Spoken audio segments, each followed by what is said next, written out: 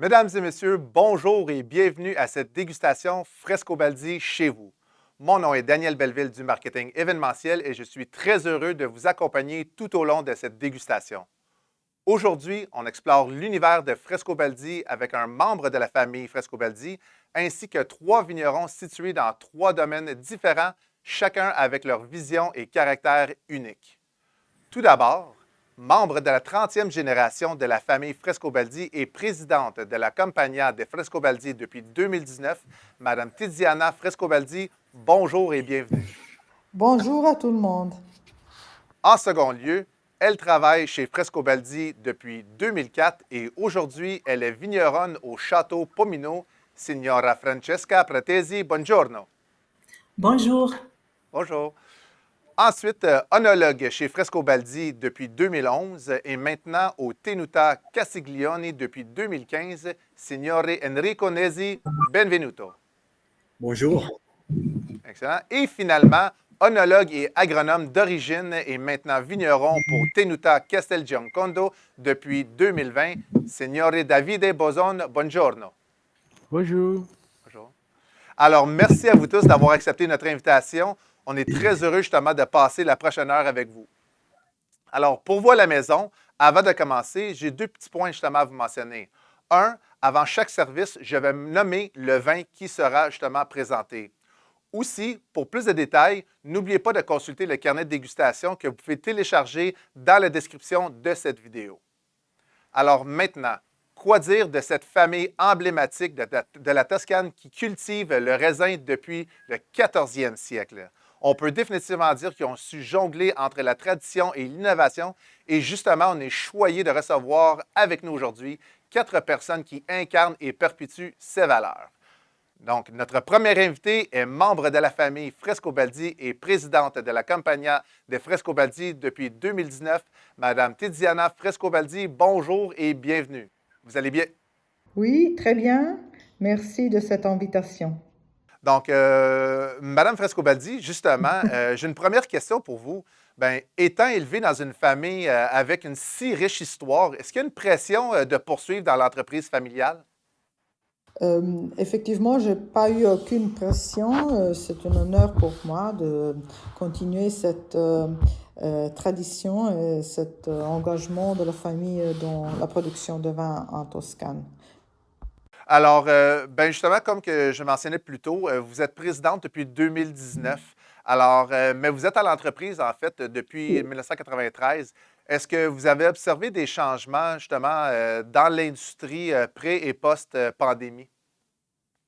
Oui, on a observé pas mal de changements depuis le Covid et on commence à dire que effectivement au bureau on fait beaucoup plus de travail à distance et de télétravail. On voyage moins, c'est-à-dire qu'on visite le marché, mais pas si souvent comme ailleurs. Et aussi, je pense qu'on boit beaucoup plus à la maison, au moins chez nous. Et en Italie, je pense que c'est la même chose dans d'autres autres pays du monde. Donc, à la maison, si ce n'est pas déjà fait, je vous encourage à vous verser le premier vin, soit le Castello de Pomino Beneficio Reserva 2022. Alors, nous voilà à notre deuxième invitée, Signora Francesca Pratesi. Alors, bonjour, comment allez-vous? Bonjour, très bien, merci. Excellent, excellent. Si je ne me trompe pas, on vient juste de finir les vendanges V25. Alors, comment ça s'est passé chez Pomino? Oui, c'est vrai, on a juste terminé le vendage il y a à peu près 15 jours OK. et on a commencé la deuxième semaine d'août. Et moi, je considère le millésime 2025 de très belle qualité. Je suis contente. Et les raisins ont été saines du début de vendage jusqu'à la fin. Mhm.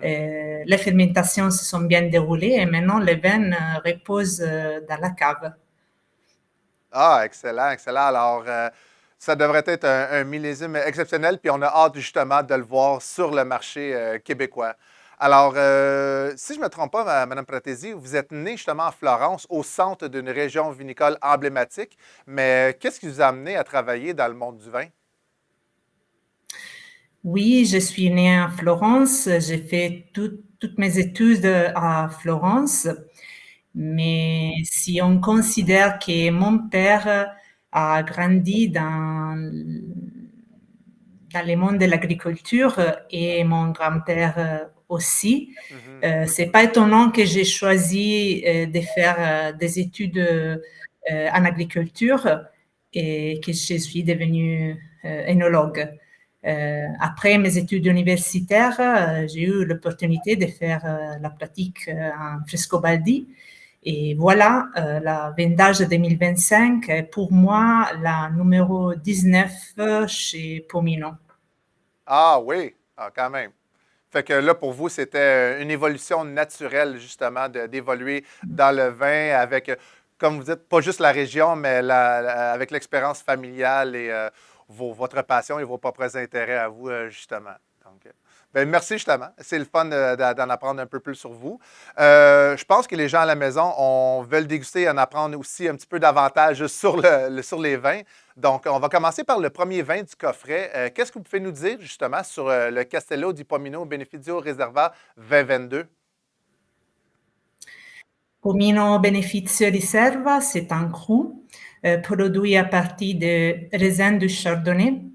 Et la fermentation est dans des barriques de chêne français, Mhm. la moitié neuf. Et les raisins viennent d'un vignoble qui s'appelle Beneficio. Et la récolte est faite tout à la main, en petite caisse. Et le pressurage est vraiment très, très douce. Le millésime 2022 est un très bel millésime avec une belle fraîcheur. En dégustation, on peut apprécier les arômes floréals et fruités. Oui, justement, Et, il y a un très beau bouquet. Je l'ai dans le verre avec moi et puis il y a un très beau bouquet. oui. Et Non, allez-y, en continuez. Je bouche, vais juste dire que vous parlez des ouais, arômes, mais je disais qu'elle avait un très beau bouquet. Donc, désolé de vous ouais. interrompre. Non, non, ça marche. En bouche, on peut apprécier aussi les notes un peu plus épicées et grillées de la barrique, mais les chênes, je pense que ne couvrent jamais les arômes fruités fleuris de Beneficio. Je peux conseiller à déguster Beneficio avec du poisson OK? ou du risotto, par exemple, et pourquoi pas des fromages. Ben, on est à l'automne et on s'approche justement des plats comme le risotto. Donc, et pour être très honnête, je crois que je vais justement en manger ce week-end. Donc, je pense que je vais aller me chercher une bouteille de pomino parce que justement, ce week-end, je pense que justement, on se fait du risotto. Merci. Euh, oui, vous parlez des accords. Côté potentiel de vieillissement, c'est quoi le potentiel de vieillissement du pomino réserva? Alors, les 2022 est déjà prêt maintenant à la dégustation, mais puisque c'est en réserve, Mhm. si on garde dans la cave en bouteille pour 5, mais aussi 10 ans, on va OK. découvrir un potentiel de vin exceptionnel. Et quand on fait les dégustations des verticales avec les bénéfices, Mhm. on découvre un vin avec un potentiel très, très élevé. Donc, mon conseil est de garder la bouteille de Beneficio 2022 à la maison pour l'ouvrir dans quelques années. Excellent. Merci beaucoup. Je pense que c'est des informations très pertinentes que justement nos clients voudront savoir. Donc, ben, merci beaucoup pour ces informations-là. Maintenant, je poserai une question à vous quatre. En fait, l'ensemble de la planète viticole vit des effets de changement climatique. Puis, à tour de rôle, pouvez-vous justement me dire comment que ces changements climatiques-là, comment que vous les avez observés dans le vignoble dans les derniers 5 à 10 ans? Je reviendrai justement à commencer par vous, à Mme Pratesi. Oui, on entend beaucoup des problèmes, particulièrement concernant les changements climatiques. Et moi, je crois que les problèmes sont plus graves dans les régions viticoles qui ont commencé avec la viticulture dans les dernières années. À Pomino, la vigne existe à partir minimum à partir du XVIIe siècle. Donc, la vigne résiste ici pendant les siècles. Mais c'est vrai aussi que à Pomino, on a la montagne du centre d'Italie, l'Apennine, les Apennines, qui nous garde des températures très fraîches. Et ensuite, on a normalement des températures beaucoup régulières dans les vignes.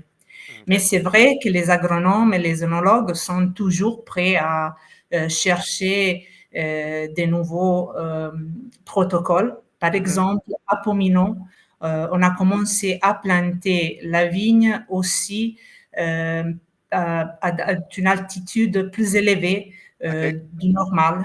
Donc, les dernières vignes ont été plantées à plus que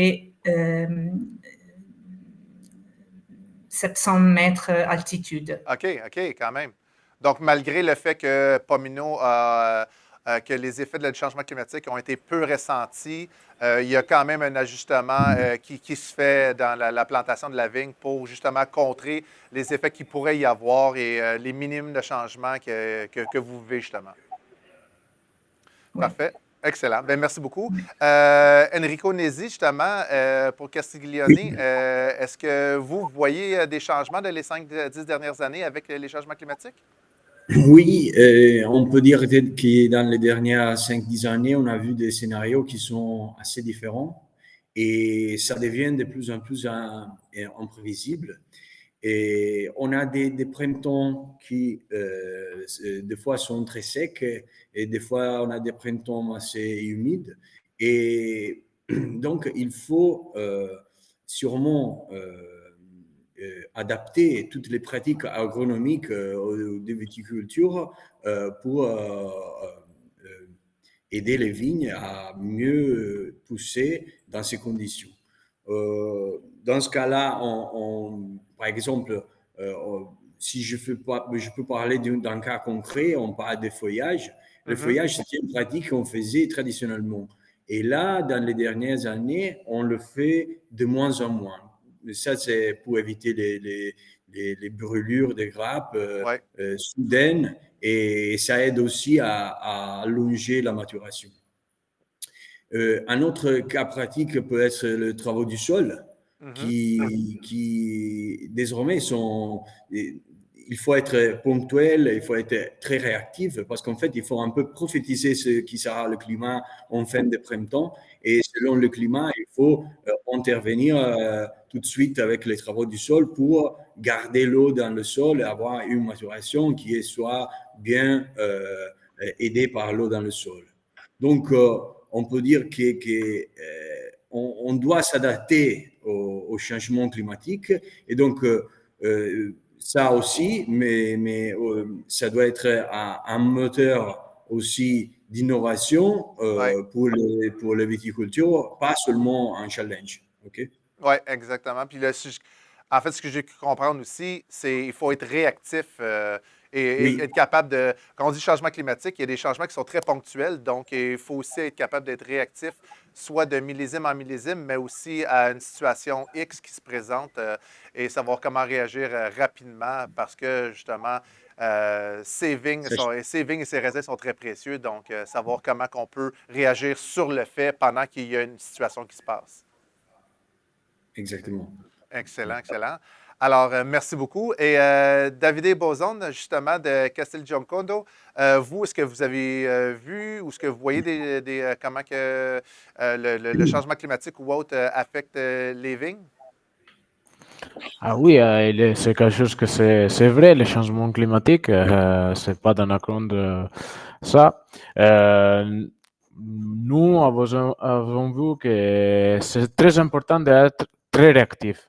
Parce que les changements, c'est audierne, c'est tous les jours.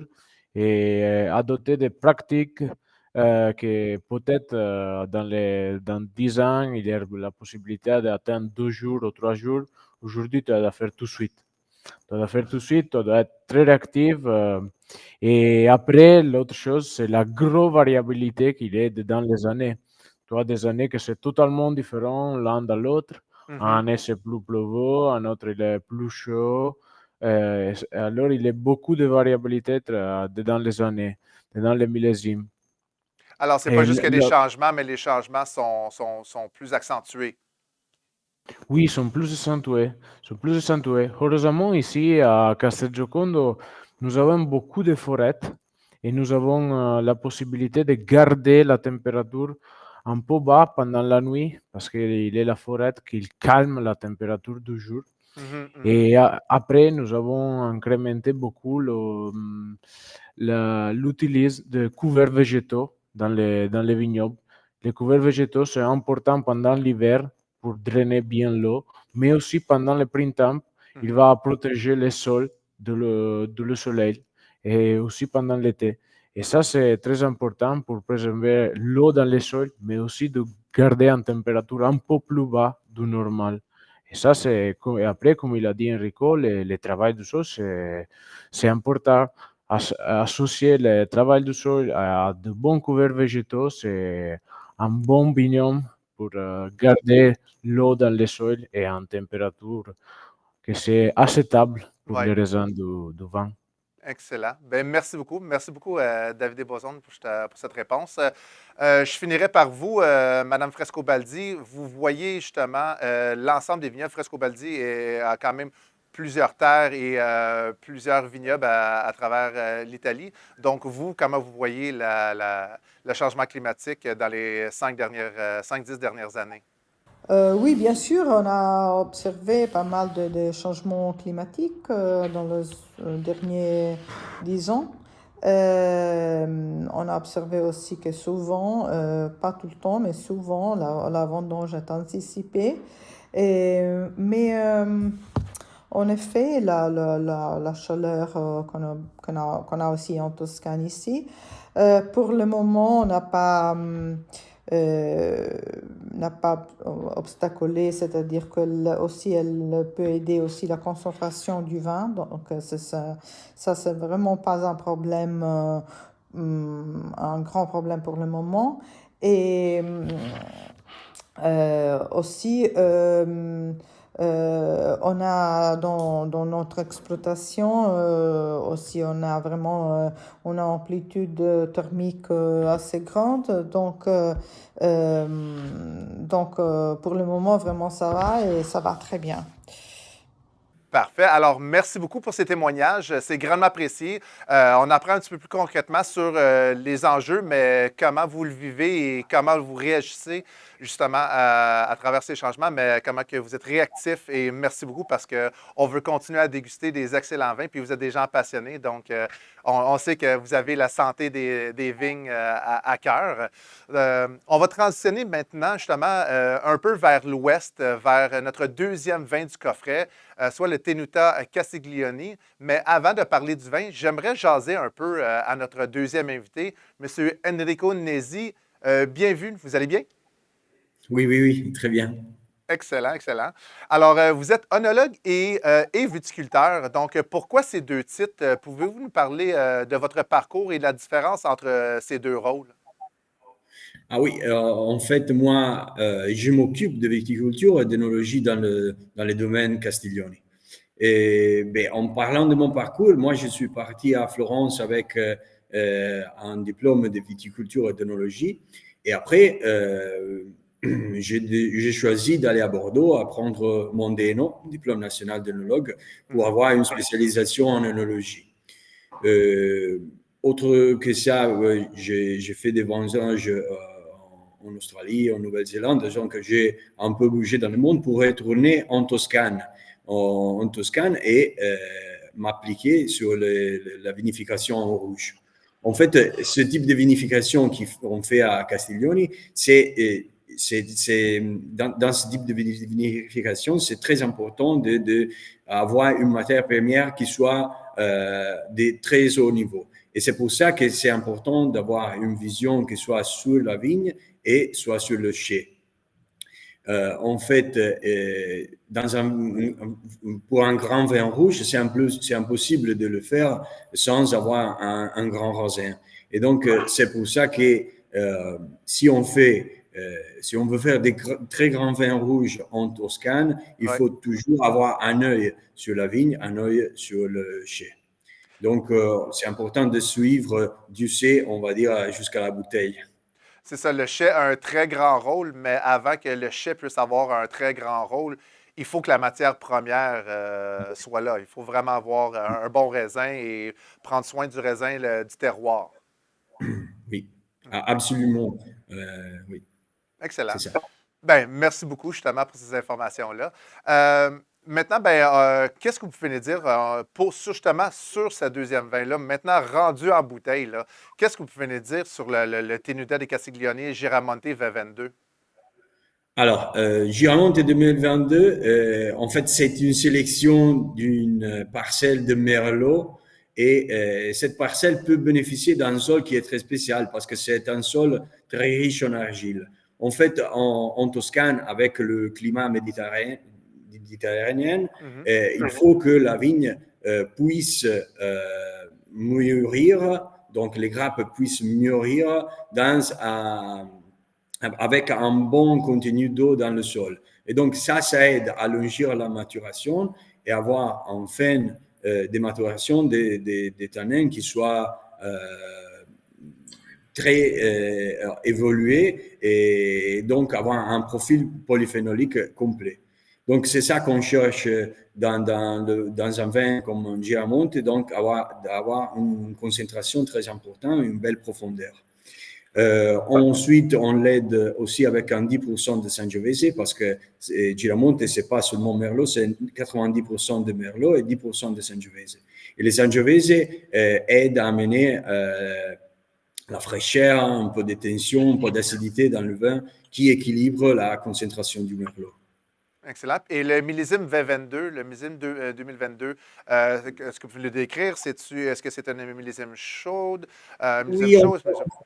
Oui, en fait, 2022, c'était un millésime chaud. Et il était chaud surtout en printemps. La vigne, elle a pu pousser sans avoir trop de vigueur. Donc, c'était une poussée assez équilibrée.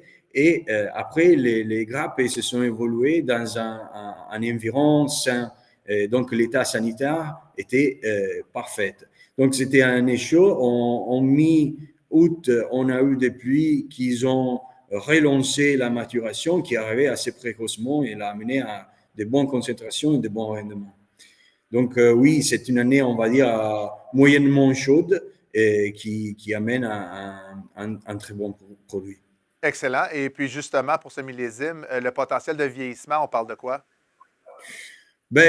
En fait, sur Giramonte, on a fait la première année en 99. Okay. Et donc, et ça, encore, ça se garde assez bien. Donc, on peut dire que c'est un vin qui se garde plus de 20 ans, sûrement. Ah oui? Donc, ouais. Il est déjà prêt maintenant, mais on peut le garder pour un véritable dizaine, vingtaine d'années. Et ça, grâce à sa concentration et sa acidité qui sont très importants.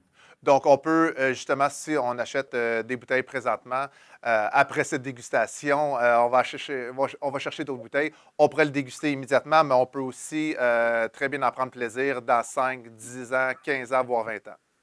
Oui, bien sûr. Ça, il n'a pas peur de vieillir. OK, parfait. Et puis, justement, comme Mme Pratesi, on parlait d'accord. Alors, si on voulait en prendre davantage, que ce soit maintenant ou dans le futur, avec quoi dégustons-nous le Giramonte? Bien sûr, il faut avoir des accords qui sont avec des plats assez savoureux. On parle de viande rouge comme le sanglier, par exemple, qu'on fait en Toscane. Okay. Si on parle de fromage, on parle des fromages bien affinés. OK. Alors, pour nous, n'étant moins familier avec le sanglier, que ce soit du gibier, le gibier chez nous ou une viande rouge en soi, c'est ça? Oui, oui, oui. Et c'est surtout avec de la viande faite avec la sauce, OK. des choses ouais, mijotées, on va dire. C'est excellent, je suis type sauce. Alors, j'aime beaucoup les sauces. Parfait. Ben, merci beaucoup justement pour ces informations et merci beaucoup pour votre passion. On est très heureux d'en apprendre sur ce vin et d'en apprendre sur vous, donc apprécié. Merci. Alors, on voyage maintenant ben, beaucoup plus au sud vers le clou de la dégustation avec M. Davide Boson, vigneron de Tenuta Castelgiancondo et son emblématique Ripe al Convento Brunello de Montalcino Reserva. Alors, M. Boson, bonjour. Bonjour à tous. Bonjour. Oui, bonjour, bonjour. Vous allez bien? Oui, très bien. Excellent, excellent. Alors, si je ne me trompe pas, vous aussi, vous êtes agronome et œnologue. Quels sont les avantages d'avoir ces deux qualifications? Puis, comment ça vous aide dans votre day-to-day, désolé dans l'anglicisme à la maison, pour avoir ces deux rôles-là? Ah oui, c'est un gros avantage parce que, comme tout le monde sait, les Sangiovese, le cépage principal et peut-être c'est un cépage typique, Mhm, sûrement, du Toscan. Et ce cépage, c'est le cépage qui va être présent toujours à Montalcino. Et les Sangiovese, c'est un des plus grands interprètes du terroir. Et alors, être agronome et œnologue, il me va permettre de comprendre bien comment travailler à la vigne, oui. comment travailler à, à Oucher aussi. Alors, l'ensemble de les deux titres me va donner une vision totale du procès de production de les raisins, qui doit être de très haute qualité, Mhm. et en même temps, avoir un process de vinification euh, douce pour accompagner les raisins au vin et après accompagner les vins à la bouteille. Ben justement, vous parlez de Sangiovese, puis alors, pour ce cépage spécifique de Sangiovese, est-ce que, il y a des critères particuliers? Est-ce que c'est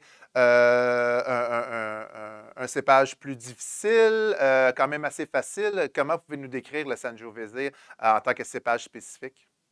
Oui, le Sangiovese, c'est un cépage unique parce que c'est un cépage qu'il peut donner du vin facile à boire. Mhm. Sont des vins que, comme les Rosso de Montalcino, que c'est des vins faciles à boire, que tu peux boire en 1, 2 ans. Oui, aussi, c'est du Sangiovese que c'est pour des vins de longue garde comme la Riserva. Et alors, c'est un cépage que c'est bien de comprendre les bons sols pour faire les vins de réserve et aussi un sol différent pour faire les vins plus fraîches, plus faciles à boire. Excellent. Ben justement, vous commencez à nous donner soif et envie de déguster. Alors, ça nous amène au dernier vin de la dégustation, soit le Ripe al Convento Brunello de Montalcino Reserva 2019. Alors, qu'est-ce que vous pouvez nous dire sur justement cette cuvée emblématique? Oui, la Riserva Ripa Convento, c'est un vin il est un vin emblématique de Castelgiocondo parce qu'il a une histoire assez longue. Il a plus de 40 ans d'histoire et c'est un parcelle unique. Les raisins, tous les années, il arrive dans la même parcelle. C'est un parcelle que c'est à 400 mètres d'altitude, un sol que c'est riche en argile qu'il va donner à le vin la puissance, mais en même temps, il a une acidité qui permet à le vin de garder 10, 15, 20 ans.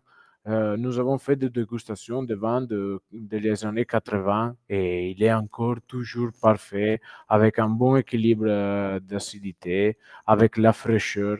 Et après, il va montrer les côtés un peu épicés du vin, il va sortir les touffes, les cèpes, et après l'écorce des oranges, que c'est typique de les Sangiovese. Et aussi, c'est le Brunello, c'est la pureté de la Sangiovese parce que c'est toujours 100% Sangiovese. 100%, oui. Et puis, justement, pour le millésime 2019, qu'est-ce que vous pouvez dire par rapport au millésime que nous avons dans notre verre aujourd'hui? Oui, le millésime 2019, c'est un millésime très équilibré. C'est un millésime qui l'a fait une année avec du bon pleu. Après, il a fait de pleu assez beau à la fin de août. Mhm. Et à le début de septembre, c'est arrivé le vent du nord qui a permis à les raisins de faire une maturation très douce, très longue. Et l'abondance s'est commencé vers la fin de septembre. Et pour la réserve à Ripercomento, c'était ramassé à la fin de septembre, début d'août. Et ça, il a donné un vin qui c'est très, très équilibré, mais le respect de l'année, hein, parce que Mhm. le 2019, c'était une année presque parfaite. Ah oui. Donc, on est très choyés justement d'avoir ce vin-là dans le coffret aujourd'hui. Merci beaucoup à l'ensemble de Frescobaldi et Madame Frescobaldi justement de votre générosité d'avoir ce millésime dans notre coffret. Justement, comme vos deux autres compatriotes, quelle suggestion d'accord nous suggérez-vous pour le Brunello, le Montalcino, Ripe al Convento? Ah oui, je crois que c'est bien d'accorder avec des gibiers ou avec des viandes avec la sauce. Aussi, tu le peux associer à des risottos avec les champignons ou la Oui, pâte avec les touffes. Et après, OK. si tu as de vieux millésimes, c'est bien d'associer à des fromages avec aussi la pâte bleue, parce que non, ou Oui, légèrement bleu, sur des fromages un peu plus forts. Et OK. ça va accorder très bien, très bien. Oui, parce que le Québec, on est très choyé en fromage. Donc, c'est Ah bon de ouais. savoir justement les différents fromages qu'on pourrait prendre avec ce vin. Donc, merci beaucoup. Et on parlait encore de sauce que j'aime bien et aussi des pâtes aux champignons, un de mes plats préférés. Donc, très bien choyé encore. Merci beaucoup. On me donne très Merci. faim. Ben, écoutez, merci beaucoup. C'est excellent. Alors, on est déjà rendu, ça passe tellement vite, on est déjà rendu à la conclusion de l'événement. Alors, je vous remercie beaucoup pour la dernière heure, 45 minutes. Je ne sais même pas comment vite que ça a passé, mais merci beaucoup ça a été un plaisir de vous écouter. C'était un plaisir d'en apprendre sur vous. J'anime la dégustation, oui, mais je suis aussi un participant, donc j'ai beaucoup appris sur vous. Et les vins, donc grandement apprécié. Donc, au nom des participants de la SAQ et de moi-même, on tient à vous remercier pour votre générosité. Grâce à votre passion, on a eu la chance de déguster des vins d'une très grande élégance. Ça a été à la fois un honneur, mais aussi un plaisir de vous avoir avec nous aujourd'hui. Merci à vous. Merci à vous. Merci, c'était un grand plaisir. Au revoir et merci à vous pour ce projet que je trouve vraiment très intéressant. Merci d'avoir été des nôtres. Les vins de Frescobaldi sont disponibles sur SAQ.com, dans l'appli mobile ou encore en succursale. Profitez-en pour vous en faire des réserves. Alors finalement, pour consulter notre calendrier ou être au courant de nos événements à venir, rendez-vous sur SAQ.com sous l'onglet SAQ Inspire et consultez vos infolettes hebdomadaires. Aussi, si vous avez apprécié la dégustation, merci de cliquer sur le bouton j'aime et de vous abonner à notre chaîne YouTube pour avoir accès à plus de contenu. En terminant, n'hésitez pas à à partager votre expérience sur Facebook ou Instagram en ajoutant #SAQ. Merci beaucoup et à la prochaine dégustation.